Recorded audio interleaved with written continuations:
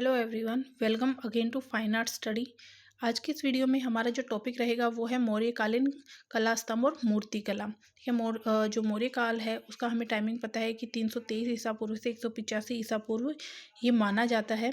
और मौर्य साम्राज्य की जो स्थापना है वो चंद्रगुप्त मौर्य ने के द्वारा की गई थी और जो पाटलिपुत्र है वो इसकी राजधानी थी। ठीक है, तो स्टार्ट करते हैं। फर्स्ट क्वेश्चन है, भारतीय मूर्ति कला में शैलियों का सही कालानुक्रमिक अनुपात है। मतलब ये जितनी भी काल हैं इनका टाइमिंग मतलब टाइमिंग के हिसाब से इनका क्रम बताना है। तो सबसे पहले मौर्य, फिर सुंग, फिर कुषाण और फिर लास्ट में गुप्त। नेक्स्ट है गांधार कला पनपी थी, तो ये कुषाण काल में। कनिष्क मूर्ति बनी थी, ये भी कुषाण काल में।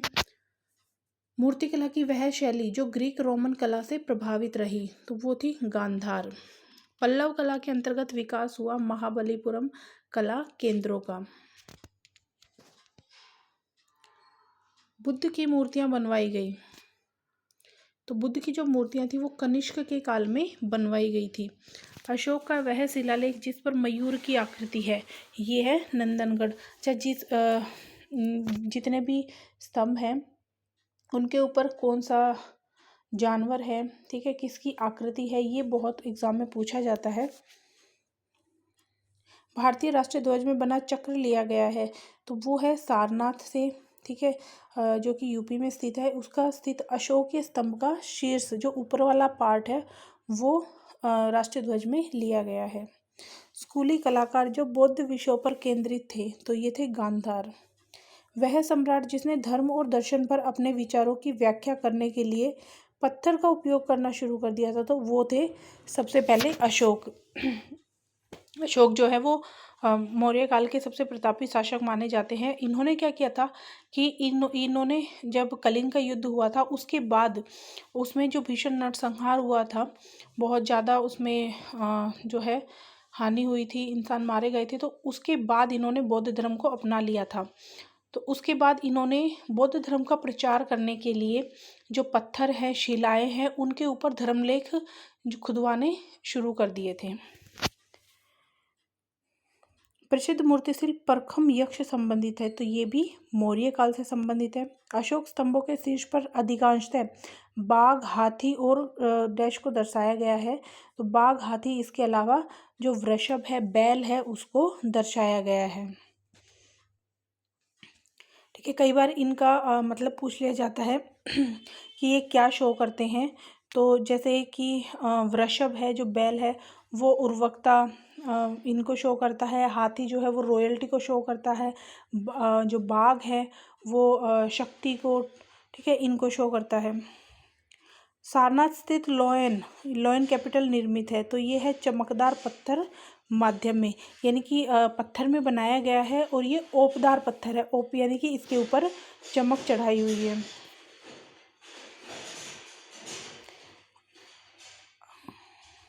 अशोक के पोते दशरथ ने निर्माण करवाया था, तो ये है गोपी का गुफा। अशोक के पोते दशरथ ने निर्माण करवाया था गोपी का गुफा का। अच्छा, DSSB में एक क्वेश्चन इस टाइप से आया था कि निम्न में से अशोक के पोते कौन हैं। ठीक है, तो इस टाइप से भी क्वेश्चन बन सकता है, तो आप याद रखिएगा। बराबर और नागार्जुनी पहाड़ी पर नक्काशी हुई है 5 गुफाओं की। मौर्यकालीन निर्मित अशोक स्तंभ पर प्रभाव है ईरान का। अशोककालीन स्तंभ के शीर्ष पर आकृति है पशुओं की। सम्राट अशोक डैश राज्य पर चढ़ाई के बाद बौद्ध बने थे, तो ये उत्कल प्रदेश जिसे कलिंग बोला जाता है। तृतीय बौद्ध संगति का आयोजन किया गया था अशोक ने। ठीक है, 4 बौद्ध संगतियां हुई थी और जैन संगतियां 2 हुई थी। सम्राट अशोक की राजधानी थी पाटलिपुत्र। अशोककालीन शिलालेखों को पढ़ने में प्रथम सफलता प्राप्त की थी जेम्स प्रिंसेप ने। अशोक स्तंभ बने थे चुनार सैंडस्टोन से। संसार की सबसे पुरानी लिपि है ब्राह्मी लिपि। अशोक स्तंभ पर लिखी लिपि है, तो ये ब्राह्मी लिपि में ही जो लेख हैं वो लिखे गए हैं। चाणक्य प्रसिद्ध है, तो ये है अर्थशास्त्र के लिए, अर्थशास्त्र पुस्तक है ग्रंथ, उसके लिए चाणक्य प्रसिद्ध है। ये चाणक्य कोई कौटिल्य भी कहा जाता है, मतलब उन्हीं का नाम है। इंडिका नामक पुस्तक लिखित है? तो ये मौर्य काल में। सारनाथ स्तंभ पर आकृति नहीं है? तो सारनाथ स्तंभ पर गाय की आकृति नहीं है। सारनाथ पिलर बना था 3री शताब्दी ईसा पूर्व में। अशोक पिलर जो लोरिया नंदनगढ़ बिहार में स्थित है उसकी ऊंचाई है 9.7 मीटर। रामपुर व बुल कैपिटल स्थित है? तो यह है राष्ट्रपति भवन नई दिल्ली। लिंगराज मंदिर स्थित है उड़ीसा में। यक्षिणी की प्रतिमाओं का निर्माण हुआ है मथुरा शैली के अंतर्गत। प्राचीनतम गुफा प्रवेश द्वार जो काष्ठ अलंकरण की अनुकृति है तो ये है लोमस ऋषि की गुफाएं। प्रसिद्ध स्टोन रिलीफ यक्षी चंद्रा है? तो यक्षी चंद्रा जो है वो भरहुत से मिलती है। मौर्यकालीन राजाओं का सही ऐतिहासिक क्रम है? तो सबसे पहले चंद्रगुप्त मौर्य हुए, फिर बिंदुसार, फिर अशोक और फिर दशरथ।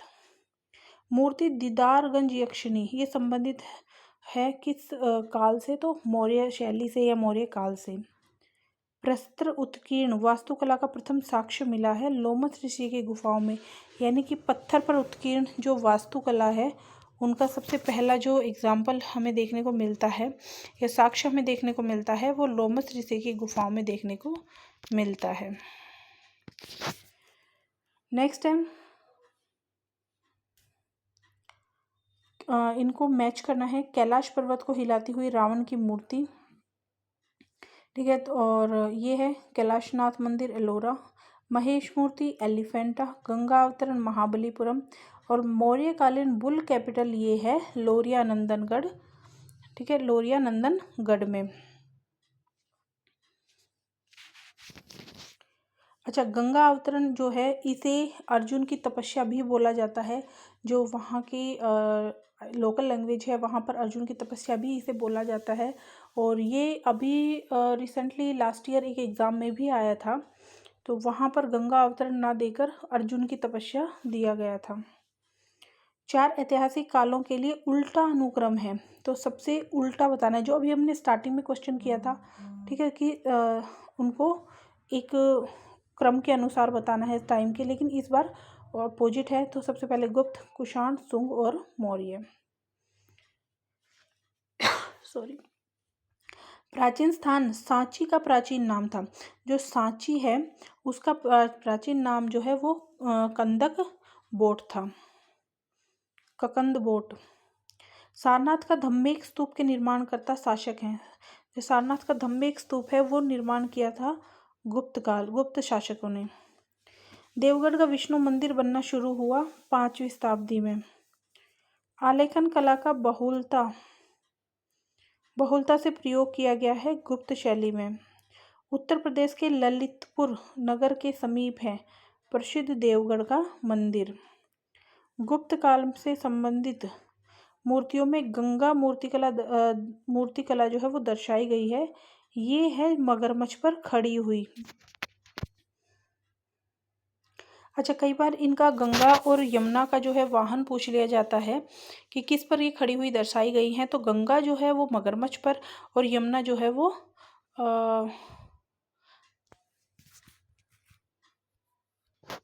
अच्छा, तो गंगा जो है वो मकर यानी कि मगरमच्छ पर और जो यमुना है वो कूर्म कछुए पर दिखाई गई है। नेक्स्ट है मध्य प्रदेश में विदिशा के समीप स्थित उदयगिरी गुफाएं संबंधित हैं। तो ये जो उदयगिरी की गुफाएं हैं वो गुप्त काल से संबंधित हैं।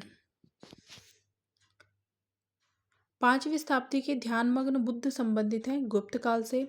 गुप्त अवधि की मूर्तियों की विशेषता है देवताओं के चारों ओर होलों की विस्तृत सजावट। गुप्त काल की शोभायमान मूर्तिकला महावराह स्थित है। तो ये उदयगिरी में।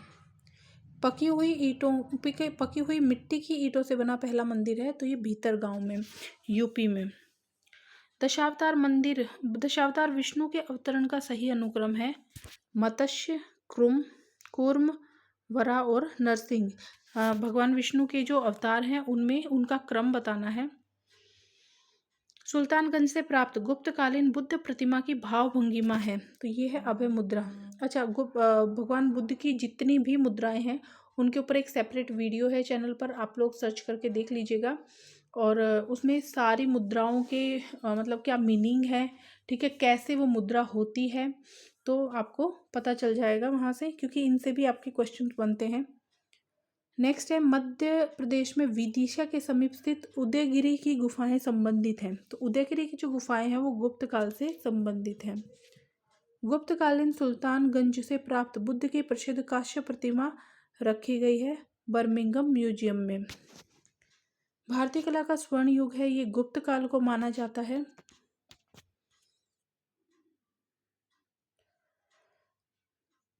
प्रसिद्ध लौह स्तंभ स्थित है, तो ये नई दिल्ली में। पकी हुई मिट्टी की ईंटों से बना सर्वप्रथम मंदिर है भीतरगांव में।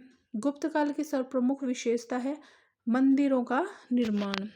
हिंदू धर्म से संबंधित कला को दर्शाती है उदयगिरी की गुफाएं। गुप्तकालीन देवगढ़ मंदिर की दीवारों पर मौजूद मूर्ति शिल्प हैं कौन कौन से? शेषशाही विष्णु, नरनारायण और गजेंद्र मोक्ष। पश्चात उत्तरी भारत में ब्राह्मण मंदिरों के प्रवेश के डोर जैम्पस पर नदी देवियां उत्कीर्ण की जाती थी, तो ये गुप्त काल में। वह काल जिसके दौरान भारतीय मूर्तिकला श्रेष्ठ प्रकृतिवाद के साथ आकृति तथा भावना का पूर्ण विलयन निरूपित करती है, तो ये है गुप्त काल के दौरान। गुप्तकालीन मंदिर वास्तुकला का सही कालानुक्रम है, ये है सबसे पहले आएगा काल के हिसाब से, टाइमिंग के हिसाब से सांची की गुफा, ठीक है 17। उसके बाद है बुमरा का शिव मंदिर, देवगढ़ का दशावतार मंदिर और भीतरगांव का ईंट निर्मित मंदिर। विष्णु की मूर्ति में गदा का प्रतिनिधित्व किया है, तो गदा का जो है वो सहचरी के द्वारा किया गया है, सहचरी के रूप में किया गया है। सुल्तानगंज से पाई गई गुप्त काल की तांबे की बुद्ध प्रतिमा प्रदर्शित करती है ये अभय मुद्रा को। गुप्त काल का प्रसिद्ध ईंट मंदिर है भीतरगांव का मंदिर। गुप्त काल के मंदिर वास्तुकला का सही अनुक्रम बताना है, कालानुक्रम बताना है, तो वो है सबसे पहले देवगढ़, फिर है बोध गया, फिर सांची और फिर बुमरा।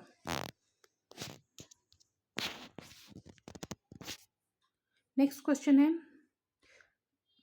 गुप्तकालीन देवगढ़ का मंदिर समर्पित है, तो ये भगवान विष्णु को।